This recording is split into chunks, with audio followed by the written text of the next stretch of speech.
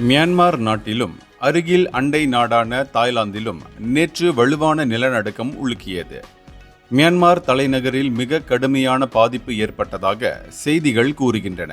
அதே சமயம் பேங்காக்கில் கட்டடம் இடிந்ததில் ஏராளமானோர் சிக்கிக் கொண்டதாகவும் கூறப்படுகிறது. மியான்மர் நாட்டில் உள்ள சகாயங் நகரத்தின் வடமேற்கு பகுதியில் நேற்று காலை 7.7 ரிக்டர் அளவில் நிலநடுக்கம் ஏற்பட்டது.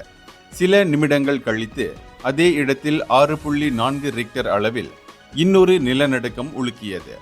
இதனால் பல கட்டடங்கள் இடிந்து விழுந்தன. சாலைகளில் பெரிய விரிசல் ஏற்பட்டது.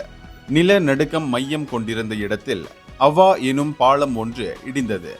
நிலநடுக்கத்தில் காயமடைந்தவர்கள் மருத்துவமனையில் ஆயிரக்கணக்கில் சேர்க்கப்பட்டிருக்கின்றனர். இது போன்ற நிலையை நான் இதற்கு முன் பார்த்ததில்லை என்று மருத்துவர் ஒருவர் கூறினார்.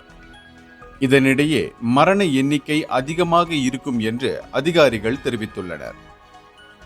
இதற்கிடையே தாய்லாந்து தலைநகர் பேங்காக்கையும் நிலநடுக்கம் உலுக்கியிருக்கிறது.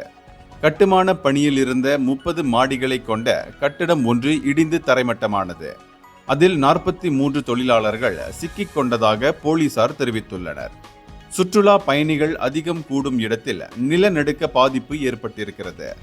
நான் அங்கு சென்றிருந்த போது நிலநடுக்கத்தில் பாதிக்கப்பட்டவர்கள் உதவி கேட்டு அலறியதாக போலீஸ் அதிகாரி ஒருவர் தெரிவித்தார். நூற்றுக்கணக்கானோர் இதில் காயம் அடைந்திருக்கலாம் என்று அவர் மேலும் சொன்னார். இதனிடையே பேங்காக்கில் அவசர காலத்தை பிரகடனம் செய்தார் தாய்லாந்து பிரதமர் பாய்தோங்தான் ஷினவாத்ரா. இந்தியர்களின் இதய குரல் மக்களோசை.